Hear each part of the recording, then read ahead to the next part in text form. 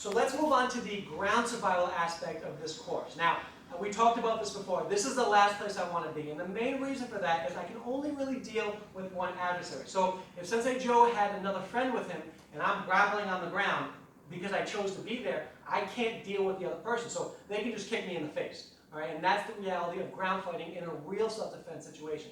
So the reason I'd be here is we fell, he took me down, or in an instance where maybe he punched me and I fell, and then I took him to the ground with me, right? But I really don't want to be here even at my level because I want to just run away. Like, this is what we do. We just get to safety. And this is what we want to teach to you. But what we're going to do, we're going to cover a few positions on what you need to do if it happens to be on the ground.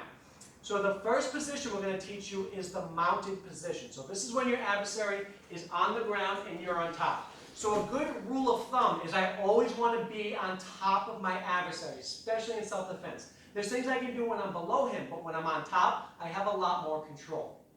So from here, I'm going to put both of my knees down on the ground, and I'm sitting up right on his stomach. So my hands are up here. Now he's protecting himself here because I can start throwing my strikes from here. It's a lot harder for him to punch up against gravity and reach me. It's a lot easier for me to start to come down and come in.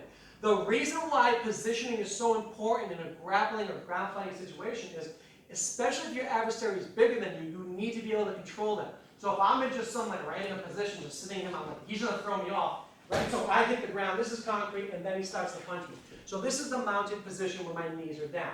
I'm going to give you a variation because in the street there's no weight classes, so sometimes I have to adjust even the way I do it. I'm going to put one leg up, so I'm sitting kind of like this. So my arms up, my leg is posted, we call this posted, and my hands are up here. And this would be a mounted position where I can start to strike him and control him.